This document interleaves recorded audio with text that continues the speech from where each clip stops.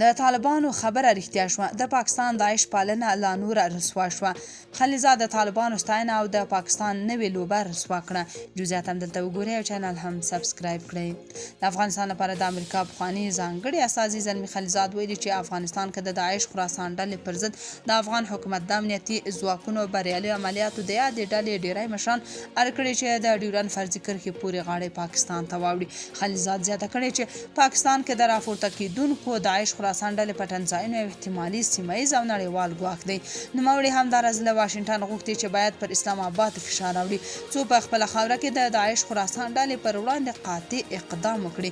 خلیزاد د یادې موضوع اړوند ټویټ کې د امریکا ولسمشر ډونالډ ټرمپ، د CIA مشر ریټ کلیف او د دفاع او بهرنیو چارو وزیران هم منشن کړي دي. یاد دې وي چې تر دې وړاندې د افغان حکومت ویان مولوي ذبیح الله مجاهد هم ویلي و چې داعش خراسان ډله افغانستان کې له منځه تللې او دا مهال د بلوچستان مستونګ د پاکستان د استخباراتي ادارو په ملاتړ روزنیز کمپونه لري او په نړۍ کې د بریدونو لپاره له همغه ځایه پلانونه جوړوي. یاد دې وي چې پاکستان د وروستیو کې خپله ټوله هڅه دې ته کړې چې څنګه افغان حکومت او افغانستان تر خپل فشار او کنټرول لاندې راولي خو ښکاري چې افغان حکومت ورته سر نه ټیټوي او نه هم د ملي ګټو ضد فرمایشونه مني. تاسو په دې اړه څه نظر لرئ؟ کومنټ کې شریک او چینل هم سبسکرایب کړئ.